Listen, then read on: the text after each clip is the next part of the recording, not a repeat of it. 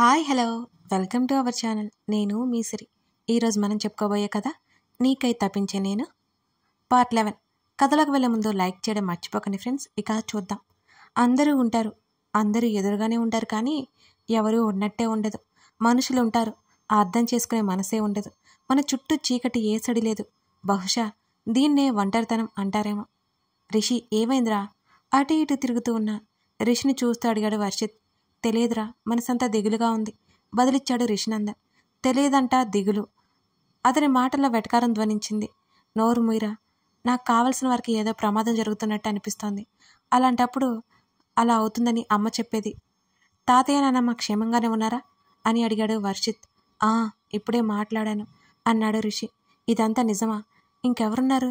ఇలాంటివి బట్టి ఆలోచించకురా. మనసు బాగోకపోవడం మనం ఆలోచించే దాన్ని బట్టి ఉంటుంది అని అన్నాడు వర్షిత్. ఏమోరా, ఎవరికేం అవ్వకూడదు. నింగిలోని తారకల్ని చూస్తూ అనుకున్నాడు రిషినందన్. అతనికి ఏం తెలుసు, అతని ప్రాణం అక్కడ వెలవెల్లాడుతూ ఉంటుందని. రాత్రి అయిపోయింది. అందరి భోజనాలయ్యాయి. యజ్ఞని రెడీ చేస్తున్నంతసేపు ఒక మరబొమ్మలా ఆమెకు ఆమె అనిపిస్తుంది. వాళ్ళు చేసేది చూస్తుందే తప్ప ఇంకేమీ చేయట్లేదు. మౌనాన్ని ఆశ్రయించింది యజ్ఞ తులసి. దేవునికి దండం పెట్టుకున్న తర్వాత పాల గ్లాస్ చేతికి ఇచ్చి యజ్ఞని దక్షిగదిలోకి పంపారు కృష్ణవేణి. నరకంలోకి వెళ్తున్నంత భావన కలిగింది ఆమెలో. ఎదురుగా దక్ష్. ఆమె శరీరం అణువణువున కంపించడం మొదలుపెట్టింది. నవ్వుతో ఆమెను సమీపిస్తున్నాడు నేత్ర దక్ష్. దక్ష్ వేరే అమ్మాయితో ఉన్న సందర్భం యజ్ఞ కళ్ళ ముందు మెదిలింది. భయం, కోపం, అసహ్యం, బాధ ఆమెని చుట్టేస్తున్నాయి. భయంతో బిగుసుకుపోయింది యజ్ఞ తులసి.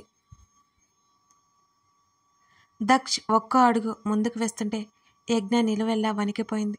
ముందు రోజు ఆ అమ్మాయిని ఎలా వేధించాడో కళ్ళ ముందు మెదిలింది. యజ్ఞని సమీపించి ఆమె భుజం మీద చేయి వేశాడు దక్ష్. చేతిలో ఉన్న పాల గ్లాసు నేల మీదకి చేరిపోయింది. ఏమైంది అని కంగారుగా అడిగాడు దక్ష్. నుదుటిగా ఉన్న చెమట తుడుచుకుని దూరం జరిగింది యజ్ఞ. మనం అనుకున్న రోజు రానే వచ్చింది యజ్ఞ. మనం ఒక్కటి కాబోతున్నాం అని ముఖం మీద చిరునవ్వుతో చెప్పాడు దక్ష్. కంపరంగా అనిపించి గట్టిగా కళ్ళు మూసుకుని చైతి అంది. ఇంకా ఆమె భుజం మీద అతని చెయ్యి ఉండడంతో అయోమయంగా చూస్తూ, యజ్ఞ, ఆర్ యు ఓకే అని అడిగాడు. చైతి అని కళ్ళు తెరిచింది. ఆ కళ్ళల్లో అంతలేని బాధ ఉంది.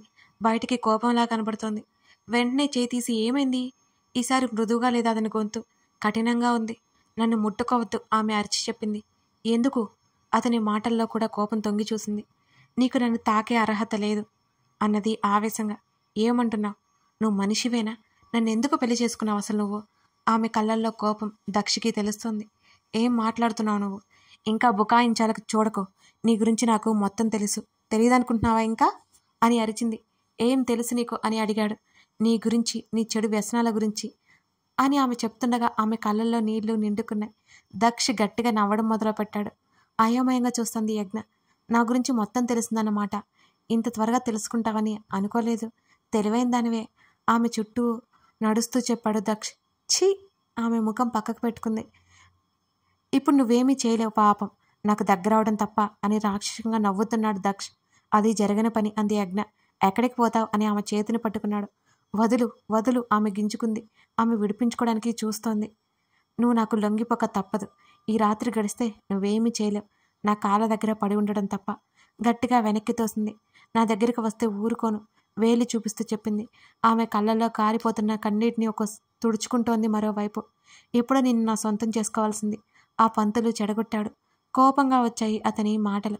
అత్తయ్యతో చెప్తానంది ఆవేశంగా. ఈ రూమ్ దాటి వెళ్తేనే కదా నువ్వు చెప్పడానికి. రేపటికి అన్నీ జరిగిపోతాయి అని అన్నాడు. డోర్ ఓపెన్ చేయాలని ముందుకు తిరిగే లోపే యజ్ఞని బలవంతంగా వెనక నుంచి పట్టుకున్నాడు దక్ష్. ఛీ, వదులు. ఆమెకి దుఃఖం వర్ణించలేనిది. వదలడానికి కాదు నిన్ను పెళ్లి చేసుకుంది. ఇంత అందంగా ఎలా పుట్టావు? ఆమె జడలో మల్లెల సువాసనని ఆస్వాదిస్తూ అన్నాడు. ఆమెకి వల్లంతా కంపరంగా ఉంది. ప్లీజ్ నన్ను వదిలేయ్ అని అంది ఏడుస్తూ. నిన్ను నా సొంతం చేసుకోకుండా ఎలా వదులుతాననుకున్నావు అని అన్నాడు దక్ష్. దక్షిని వదిలించుకొని బాల్కనీలోకి వెళ్ళి దక్ష్ వచ్చేలోపు గడియ పెట్టుకుంది. ఆమెకు వణుకు తగ్గట్లేదు. వికసించిన పువ్వులా ఉన్న ఆమె నలిగిపోయిన మల్లె మొగ్గరెమ్మలా అయింది. గట్టిగా ఏడుస్తూనే ఉంది. ఆ వణుకు తగ్గట్లేదు. కంటి మీద కునుకే రావట్లేదు. యజ్ఞ, తలుపు తీ దబదబా బాదుతున్నాడు తలుపుని దక్ష్. తలుపు తట్టిన ప్రతిసారి ఉలిక్కి పడుతూ ఆమె ఏడుస్తూనే ఉంది. నువ్వు తీయలేదనుకో, ఇప్పుడే కిందకి వెళ్తాను. ఆ తర్వాత ఏం జరుగుతుందో ఊహించుకో సీరియస్గా చెప్పాడు. నోటికి చెయ్యడ్డు పెట్టుకుంది. ఆమె ఏడుస్తోంది. ఇప్పుడు తలుపు తీస్తే జరిగేదేంటో తెలుసా ఆమెకు. ఏదేమైనా తలుపు తీయకూడదని ఆమె నిర్ణయించుకుంది. దక్షితో మాట్లాడి ఏదో ఒక నిర్ణయం తీసుకోవాలనుకుంది. కానీ దక్షింత రాక్షసుడని ఆమె ఊహించలేదు. యజ్ఞ ఈసారి ఇంకా గట్టిగా పిలిచాడు. కాసేపటికి శబ్దం ఆగిపోయింది. అయినా యజ్ఞ అక్కడి నుంచి కదలలేదు. ఆమె తలుపు తెరవలేదు. ఏంటి, ఏం జరుగుతుంది నా జీవితంలో? నేనేం తప్పు చేశానని ఇంత బాధ నాకు? ఆమె ఆలోచనల్లో గోడగా ఆనుకుని కూర్చుని ఎప్పటికో అలాగే నిద్రలోకి జారుకుంది యజ్ఞ తులసి.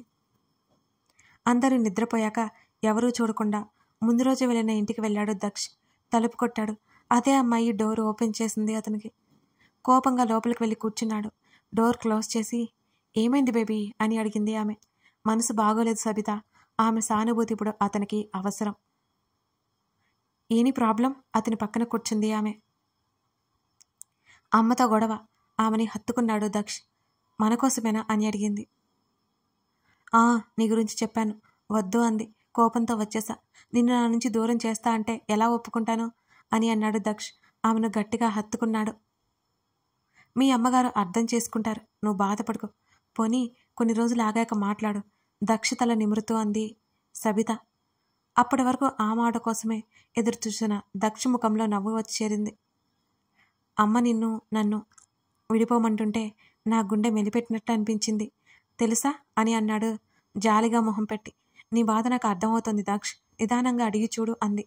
నన్ను నీ అంత బాగా ఎవరు అర్థం చేసుకోవడం లేదు, ఎవరి వల్ల కాదు కూడా. మెల్లిగా ఆమె శరీరాన్ని తాకుతూ అన్నాడు దక్ష్. ఆమె కొద్ది కొద్దిగా దక్ష ఆధీనంలోకి వెళ్ళిపోతోంది. నాకు భయంగా ఉంది. ఇప్పటికే అనేకసార్లు ఆమె చెప్పలేక ఆగిపోయింది. నా మీద నమ్మకం లేదా? ఆమె కళ్ళల్లోకి చూశాడు దక్ష్. ఉందన్నట్టు తల ఊపింది సబిత.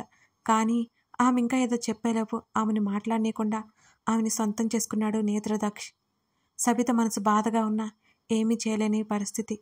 దక్షిని బాధ పెట్టలేక మౌనంగా ఉంది. ఆమెను ప్రేమతో దగ్గరికి తీసుకున్నట్టు అనిపించలేదు, కోపం చూపిస్తున్నట్టు అనిపించింది సబితకి. ఆమె శరీరం విపరీతమైన బాధకి గురైంది.